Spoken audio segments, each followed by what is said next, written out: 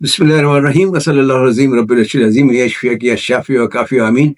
السلام علیکم، میں ہوں آپ کا ہیلتھ کوچ ڈاکٹر سید فیصل جیلانی۔ آج آپ سے بات کریں گے ایک نہایت اہم وائٹامن پر، جس کا نام تو آپ نے سنا ہی ہوگا، خاص طور پر وہ خواتین جو حمل سے ہوں یا حمل سے گزر چکی ہوں وہ اس سے اچھی طرح واقف ہوں گی۔ اس کا نام ہے فولک ایسڈ۔ فولک ایسڈ صرف حاملہ خواتین کے لیے نہیں بلکہ ہر ایک کے لیے نہایت ضروری ہے۔ آج دیکھیں گے کہ فولک ایسڈ کیا ہے، یہ کیوں ضروری ہے، اس کی کمی کی کیا وجوہات ہو سکتی ہیں اور اس کے کیا فوائد اور مضر اثرات ہیں، اور اس پر بھی کچھ بات کریں گے کہ یہ کہاں سے ملتا ہے اور کیا یہ آپ کی یا آپ کو روزانہ کی مقرر کردہ جو ضروری مقدار ہوتی ہے اس کے لحاظ سے پوری طرح مل بھی رہا ہے یا نہیں۔ فولک ایسڈ اصل میں کیا ہے؟ سادہ الفاظ میں یہ بی وائٹامن کی ایک قسم ہے، خاص طور پر وائٹامن B9 کے گروپ کی، جسے مصنوعی طور پر یا کیمیکل طریقے سے بنایا جاتا ہے۔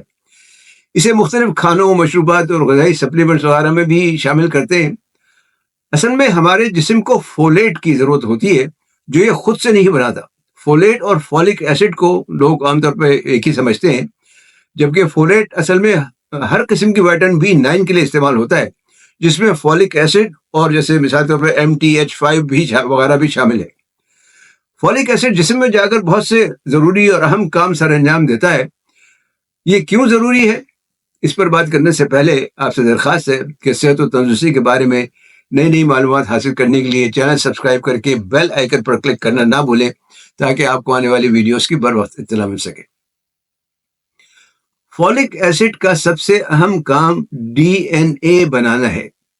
DNA کو آپ زندگی کا بلو پرنٹ سمجھے۔ فولک ایسڈ اس بلو پرنٹ کو بنانے اور اس کی خرابیاں دور کرنے میں مدد دیتا ہے۔ اور اس سے بھی اہم بات یہ ہے کہ فولک ایسڈ حمل کے ابتدائی مراحل میں نیورل ٹیوب کی نشوونما کے لیے بہت ضروری ہے۔ نیورل ٹیوب بچے کے دماغ اور ریڑھ کی ہڈی کو اصل میں بناتی ہے۔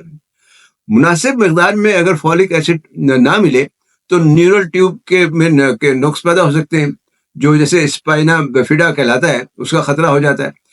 اس میں بچے کی ریڑھ کی ہڈی اور تالو ٹھیک طرح سے بند نہیں ہو پاتا، خاص طور پہ ریڑھ کی ہڈی کھلی رہ جاتی ہے اور اعصاب یعنی نروز وغیرہ نظر آنے لگتی ہے، اور اس کی وجہ سے کئی قسم کے مسائل پیدا ہو سکتے ہیں، یہاں تک کہ بچے جو ہے اس کی وہ معذور بھی ہو سکتے ہیں۔ یہی وجہ ہے کہ حمل کے دوران فولک ایسڈ پر اتنا زیادہ زور دیا جاتا ہے۔ حمل سے پہلے اور حمل کے ابتدائی مراحل میں فولک ایسڈ سپلیمنٹس لینے سے اس قسم کے جو سنگین نقائص ہوتے ہیں ان کا خطرہ کافی کم ہو سکتا ہے۔ یہ بچے کی صحت مند زندگی کے لیے بھی نہایت اہم کردار ادا کرتا ہے۔ فولک ایسڈ خون کے سرخ خلیات بنانے کے لیے بھی ضروری ہے، اس لیے خون کی کمی دور کرنے میں مددگار ثابت ہوتا ہے۔ یہ چونکہ یہ خلیوں کی نشوونما اور تقسیم میں بھی مدد کرتا ہے، اس لیے یوں کہنا چاہیے کہ زندگی کے ہر مرحلے میں یعنی تمام مراحل میں اس کا نہایت کردار جو ہے وہ نہایت اہمیت کا حامل ہے۔ فولک ایسڈ کی کمی کی کیا وجوہات ہو سکتی ہیں؟ اس کی کمی کی کئی وجوہات ہو سکتی ہیں۔ ایک وجہ تو غذا میں فولیٹ کی کمی ہو سکتی ہے، دوسری کوئی بیماری یا سرجری جس کی وجہ سے جسم فولیٹ کو جو ہے وہ ہضم نہ کر پا رہا ہو، مثلاً جیسے سیلیاک ڈیزیز ہوتی ہے یا شارٹ بال سنڈروم ہے یا گیسٹرک بائی پاس سرجری وغیرہ ہے۔ تیسری میدے میں تیزابیت کی کمی ہونے کی وجہ سے بھی ہو سکتا ہے۔ چوتھے نشہ آور چیزوں کا استعمال، خاص طور پر الکوہل وغیرہ کا۔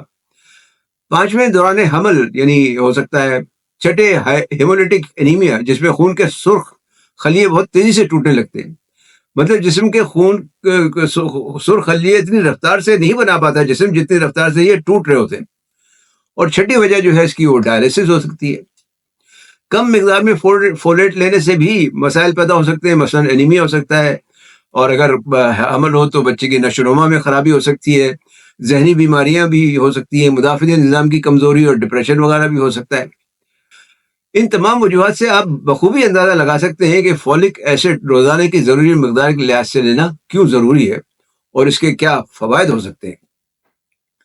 فولک ایسڈ کتنی مقدار میں لینا چاہیے، اس پر بات کرنے سے پہلے اس کے چند اور کچھ ممکنہ فوائد بھی ہیں، اس پر کچھ بات کر لیتے ہیں۔ اس کا ایک فائدہ ذیابیطس میں ہے۔ فولک ایسڈ کے سپلیمنٹس انسولین ریزسٹنس کو کم کرتے ہیں۔ ذیابیطس والوں کو عام طور پر ایک دوا دی جاتی ہے جس کا نام ہے میٹفورمین، وہ بہت زیادہ استعمال کروائی جاتی ہے۔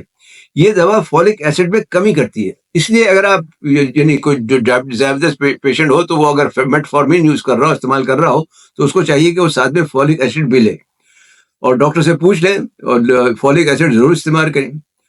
اس کا دوسرا فائدہ ہے استقرار حمل.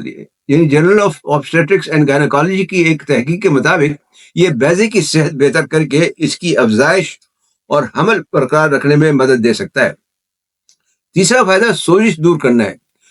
جرنل آف نیوٹرینٹس 2021 کی ایک تحقیق کے مطابق فولک ایسڈ سوزش دور کرنے میں مدد دے سکتا ہے.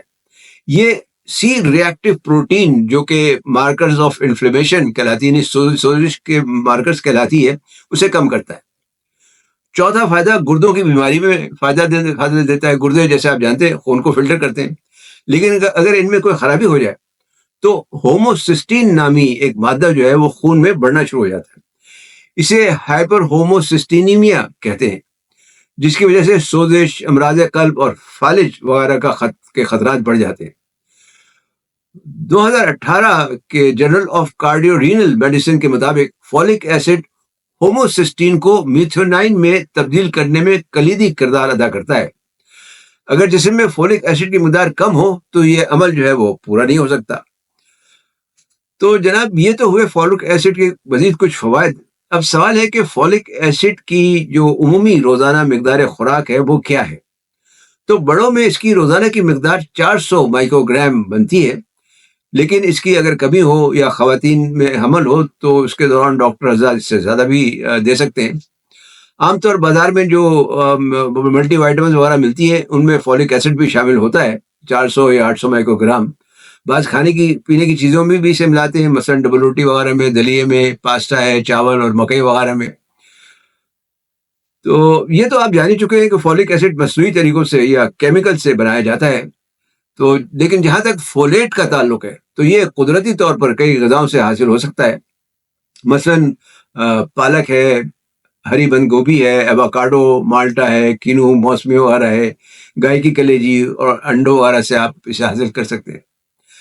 اب سوال ہے کہ فولک ایسڈ کے کیا مضر اثرات ہو سکتے ہیں؟ تو عام طور پر تو اس کے کوئی مضر اثرات دیکھنے میں نہیں آئے، لیکن زیادہ مقدار میں لینے سے پیٹ کی خرابی، متلی یا جلد پر خارش وغیرہ ہو سکتی ہے.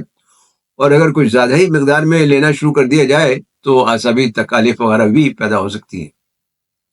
اس لیے بہتر ہے کہ ڈاکٹر سے پوچھ کر اس کا استعمال کریں.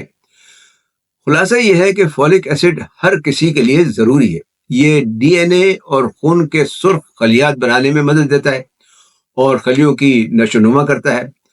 حاملہ خواتین کے لیے خاص طور پر نہایت ہی ضروری ہے. آپ اسے متوازن غذا اور سپلیمنٹس وغیرہ کے ذریعے سے حاصل کر سکتے ہیں. تو امید ہے یہ معلومات آپ کے لیے مفید ثابت ہوں گی. انہیں اپنے دوست احباب سے بھی شیئر کریں. علم پھیلانا بھی سب کا جاریہ ہے.